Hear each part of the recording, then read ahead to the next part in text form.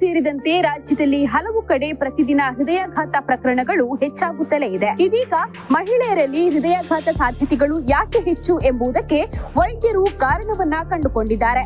ಈ ಸಂದರ್ಭ ಅಚ್ಚರಿಯ ಮಾಹಿತಿಯೊಂದು ಹೊರಬಿದ್ದಿದೆ. ಸುಲಭವಾಗಿ ಸಿಗುತ್ತದೆ ಎಂದು ಸ್ತ್ರೀಯರು ತೆಗೆದುಕೊಳ್ಳುವ ಗರ್ಭ ನಿರೋಧಕ ಮಾತ್ರೆ ಕೂಡ ಜೀವಕ್ಕೆ ಕುತ್ತು ತರಬಹುದು. ಈ ಗುಳಿಗೆ ಸೇವನೆ ಕೂಡ ಮಹಿಳೆಯರಲ್ಲಿ ಹೃದಯಾಘಾತಕ್ಕೆ ಕಾರಣವಾಗುತ್ತಿದೆ. ಗರ್ಭ ನಿರೋಧಕ ಮಾತ್ರೆ ಸೇವನೆ ಕೂಡ ಮಹಿಳೆಯರ ಹೃದಯ ಸ್ತಂಭನಕ್ಕೆ ಕಾರಣವಾಗ್ತಾ ಇದೆ. ಗರ್ಭ ನಿರೋಧಕ ಔಷಧಗಳ ಬಳಕೆಯಿಂದ ಮಹಿಳೆಯರಲ್ಲಿ ರಕ್ತದ ಹೆಪ್ಪುಗಟ್ಟುವಿಕೆ ಕಂಡುಬರುತ್ತಿದೆ. ಇದು ಕೂಡ ಹೃದಯಾಘಾತಕ್ಕೆ ನೇರವಾಗಿ ಕಾರಣವಾಗ್ತಾ ಇದೆ ಎಂದು ತಜ್ಞರು ತಿಳಿಸಿದ್ದು, ಈ ಬಗ್ಗೆ ಸರ್ಕಾರದ ಗಮನವನ್ನ ಸೆಳೆಯಲು ಮುಂದಾಗಿದ್ದಾರೆ. ಗರ್ಭ ನಿರೋಧಕ ಮಾತ್ರೆ ಹಾಗೂ ನೋವು ನಿವಾರಕಗಳ ಬಳಕೆಯ ಸಂಬಂಧ ಸೂಕ್ತ ಕಾನೂನು ರೂಪಿಸುವಂತೆ ಸರ್ಕಾರಕ್ಕೆ ಶಿಫಾರಸು ಮಾಡಲು ಇದೀಗ ತಜ್ಞರು ನಿರ್ಧರಿಸಿದ್ದಾರೆ. ಇನ್ನೊಂದೆಡೆ ರಾಜ್ಯದಲ್ಲಿ ನಡೆಯುತ್ತಿರುವ ಸರಣಿ ಹೃದಯಾಘಾತ ಪ್ರಕರಣಗಳ ಬಗ್ಗೆ ಕೂಡ ಸಂಶೋಧನೆ ನಡೆಯುತ್ತಿದೆ.